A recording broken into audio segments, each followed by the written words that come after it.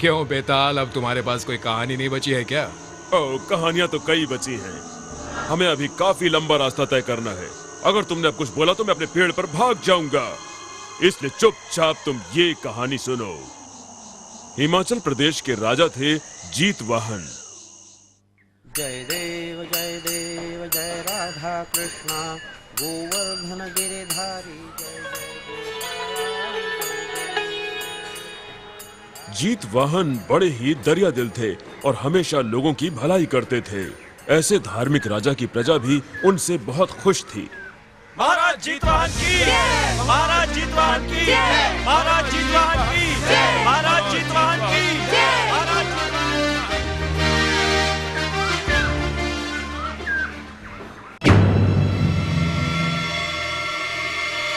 लेकिन उनका इकलौता बेटा अग्निवाहन हर तरह की बुरी आदतों का शिकार था। वो शराब पीता था और जुआ भी खेलता था। उसे अपने पिता की नेकी से नफरत थी और वो अपनी प्रजा को अछूत समझता था। एक दिन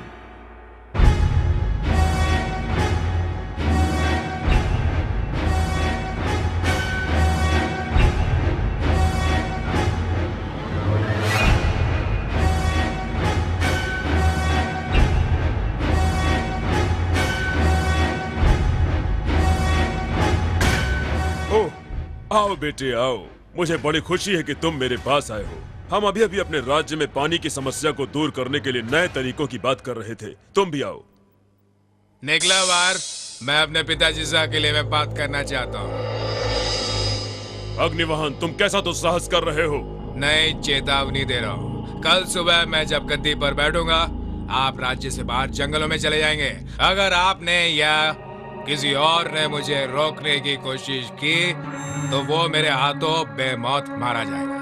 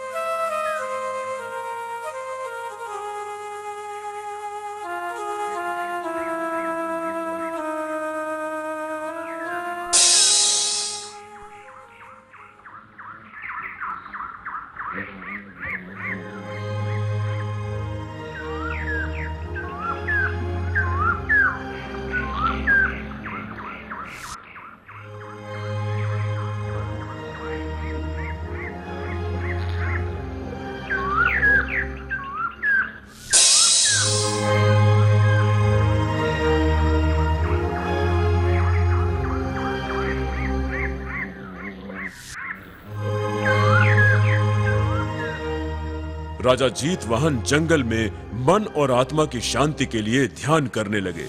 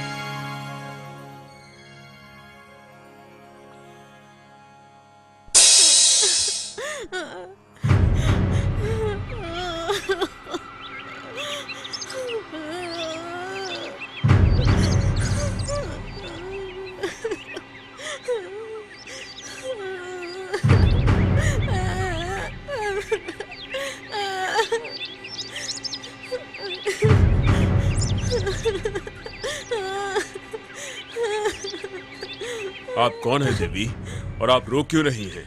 मैं बहुत दुखी हूँ क्योंकि मैं अपने बेटे को नहीं बचा पाई। आपके बेटे को क्या हुआ है? उसे एक राक्षस उठा के ले गया और कल रात को खा जाएगा। मैं कुछ नहीं कर पाऊंगी। अगर राक्षस आपके बेटे को नहीं खाए तब? मेरा मतलब अगर वो किसी और को खा जाए तो?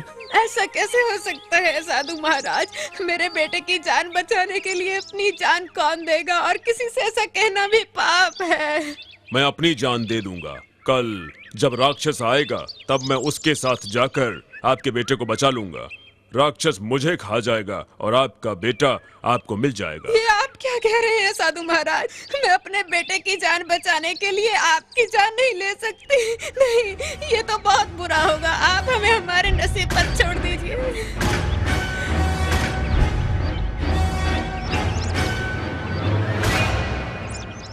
बूढ़ी औरत बार बार मना करती रही, लेकिन जीतवाहन अपनी बात पर अड़े रहे। तब वो भी भारी मन से मान गई।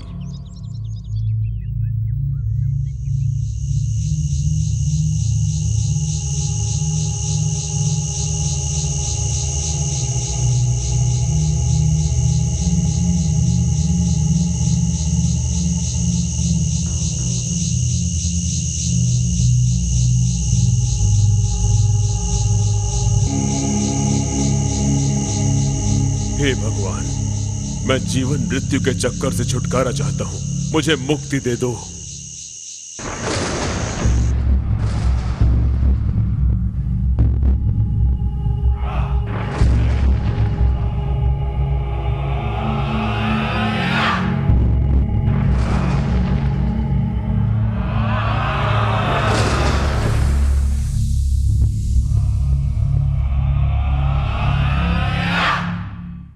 अब तुम बताओ विक्रम कि तुम जीतवाहन की कुर्बानी के बारे में क्या कहते हो?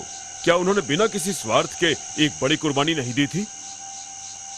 बेताल, जीतवाहन ने आखिर ऐसी कौन सी बड़ी कुर्बानी दे दी? मुझे ना तो ये कहानी पसंद है और ना ही जीतवाहन की कुर्बानी। दरअसल उसने तो कुर्बानी दी ही नहीं थी। ये क्या कह रहे हो? अगर ये कुर्बानी नहीं थी तो फिर क्या थी? जीतवाहन तो मुक्ति चाहता था क्योंकि वो अपनी जिंदगी जी चुका था और अब वो और कुछ कर भी नहीं सकता था, इसलिए उसने आत्महत्या कर ली। असल में उसने अपने शैतान बेटे को राजा बनाकर अपने प्रजा के साथ धोखा किया था। अगर उसने अपनी प्रजा की भलाई के लिए अपने बेटे को मार देता तो वो उसकी सबसे बड़ी कुर्बानी होती, ऐसा मेरा मानना है। तुमने सही जवाब दिया विक्रम, लेकिन तुम समझदार होकर भी बेवकूफ हो, भूल भी जाते हो। तुमने बोलकर मेरी शर्त तोड़ दी है, तो मैं जा रहा हूँ।